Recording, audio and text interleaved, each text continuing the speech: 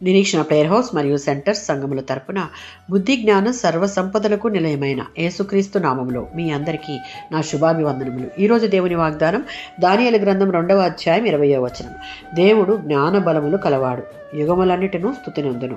బబులోను రాజైన నెబుకద్నెజరు ఒక కల కన్నాడు.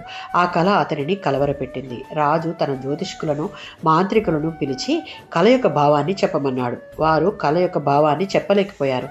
అప్పుడు రాజు కోపంతో దేశంలో ఉన్న జ్ఞానులందరినీ చంపమని ఆజ్ఞ ఇచ్చాడు. అందులో దానియేలు అతని స్నేహితులు కూడా ఉన్నారు. దానియేలు దేవునికి ప్రార్థించి దేవుడి రాత్రిలో రాజు కలను మరియు దాని అర్థాన్ని దానియేలుకు వెల్లడించాడు.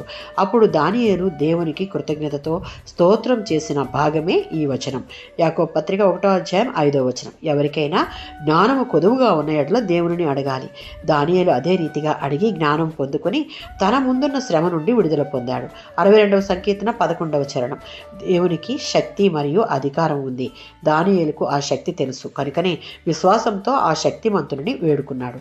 తాను పొందిన విజయం ద్వారా దేవుని స్తుతించాడు. ఈ వచనం ద్వారా మన బుద్ధి, నిర్ణయాలు, మార్గదర్శకం అన్నీ దేవుని నుండి వస్తాయని గ్రహించాలి.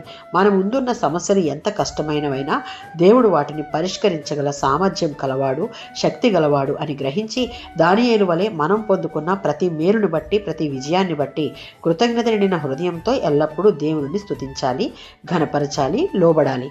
మన జీవితంలో పొందుకున్న ప్రతి విజయం దేవుని కృప వల్లనే లభించింది అని గుర్తించాలి. ఆమేన్.